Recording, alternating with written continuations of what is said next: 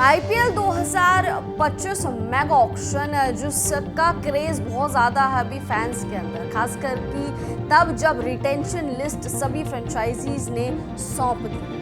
अब बहुत सारे खिलाड़ी ऐसे हैं जो बड़े खिलाड़ी हैं जो मेगा ऑक्शन में इस बार आने वाले हैं, जिसमें 3 खिलाड़ी, अगर हम इंडियन प्लेयर्स की बात करें तो ऋषभ पंत, श्रेयस अय्यर और केएल राहुल, इन तीनों का नाम सबसे आगे आता है। आपको बता दें आईपीएल 2025 जो है इस बार सऊदी अरब में होने जा रहा है। इससे पहले आपने देखा होगा कि दुबई में किया गया था इसका आयोजन, और लगातार भारत के बाहर आईपीएल मेगा ऑक्शन का आयोजन किया जा रहा है। 2023 वाला भी आपको 2024 वाला भी आपको याद होगा, 2025 वाला भी अब ऐसा ही होने वाला है। तो 3 खिलाड़ियों पर काफ़ी ज़्यादा नजरें टिकी हुई रहेंगी कि इन पर क्या कुछ होगा, इनका फैसला क्या कुछ होगा।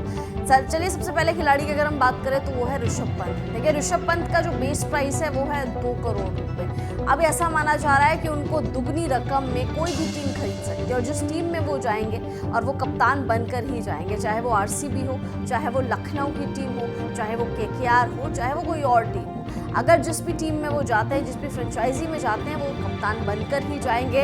हाँ, अगर वो सीएसके में जाते हैं, क्योंकि सीएसके के साथ भी उनकी बहुत सारी खबरें निकल कर आ रही थी कि शायद उनकी धोनी के साथ मीटिंग हुई है, या धोनी ने सीएसके को कन्विंस कर लिया, क्योंकि आप सभी लोग जानते हैं कि सीएसके में एक सिक्का चलता है धोनी का, माई बाप है बेसिकली धोनी सीएसके के। तो सीएसके कुछ भी जो भी डिसीजन लेती है, जिसको टीम में लाना है नहीं लाना है, वो धोनी की परमिशन के बिना नहीं होता। तो धोनी की मीटिंग हुई थी सीएसके की मैनेजमेंट के साथ, या फिर उनके सीईओ के साथ, काशी विश्वनाथन उनके साथ, और वहाँ पर ये कन्विंस किया गया कि हाँ ऋषभ पंत को ले सकते हैं, क्योंकि उनको एक विकेट कीपर बल्लेबाज की दरकार है, तो वो विकेट कीपर को ले सकते हैं। तो विकेट कीपर में ऋषभ पंत से ज़्यादा बेहतरीन और कोई नहीं है। साथ साथ फ्यूचर के कप्तान भी हो सकते हैं। ऋतुराज गायकवाड़ नो डाउट कप्तानी अच्छी कर रहे हैं, लेकिन like to like replacement Dhoni का इस वक्त ऋषभ पंत ही नजर आ रहे हैं। तो अगर वो वहां जाते हैं तो दुगनी कीमत में उनको सीएसके की टीम खरीदने वाली है। अब आते हैं श्रेयस अय्यर पर। श्रेयस अय्यर का क्या फैसला होगा? श्रेयस अय्यर जिन्होंने 2024 में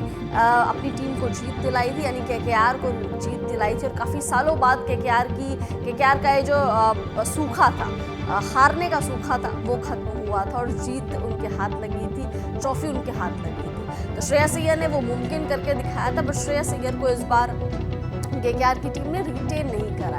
अब श्रेयस अय्यर का जो बेस प्राइस है वो भी 2 करोड़ रुपए ही है। अब श्रेयस अय्यर कहीं और अगर जाते हैं तो डेफिनेटली उनको दुगनी रकम दी जाएगी, अपने बेस प्राइस से दुगनी रकम में वो जाएंगे, और लगभग अगर आप मान के चलिए तो 20 नहीं 25 करोड़ तक उन पर बोली लग सकती है, लगने वाली है। जिस भी टीम में वो भी जाएंगे कप्तान के तौर पर जाएंगे, क्योंकि उन्होंने एक बेंचमार्क, एक स्टैंडर्ड सेट कर दिया था आईपीएल 2024 में, उनकी कप्तानी का भी, उनकी बल्लेबाजी का भी, क्योंकि कप्तानी में कई ऐसे डिसीजंस थे जो श्रेयस अय्यर ने बेहतरीन लिए थे, जैसे कि सुनील नारायण से ओपन करवाना, नो डाउट उसमें गौतम गंभीर का बहुत बड़ा हाथ था, 70% गौतम गंभीर का हाथ था, लेकिन कोच और कप्तान की जो एक साझेदारी होती है वही आपकी टीम को या फ्रेंचाइजी को जीत दिलाती है। तो श्रेयस अय्यर का बड़ा हाथ था डिसीजन मेकिंग में। तो श्रेयस अय्यर पर ज़्यादा बोली इसलिए लग सकती है क्योंकि उन्होंने अभी आईपीएल 2024 में जिताया खिताब केकेआर की टीम को। तो अगर ये दोनों ही बड़े खिलाड़ी, टीम इंडिया के दोनों ही बड़े खिलाड़ी जिस भी टीम में जाएंगे अपने बेस प्राइस से ज़्यादा इसके रकम में जाएंगे, आई थिंक इन दोनों पर नजरें टिकी हुई रहेंगी। अब आप कमेंट्स करके बताइए क्या लग रहा है कि ऋषभ पंत पर कितनी बोली लगाई जाएगी और श्रेयस अय्यर पर कितनी बोली लगाई जाएगी। क्या इस बार सारे रिकॉर्ड्स टूटेंगे? क्योंकि पिछली बार आपको याद होगा 25 करोड़ में केकेआर की टीम ने मिचेल स्टार्क को लिया था, और इस बार स्टार्क को रिटेन तक नहीं करा। तो क्या इस बार वो मिचेल स्टार्क वाला रिकॉर्ड टूट पाएगा पंत और श्रेयस अय्यर?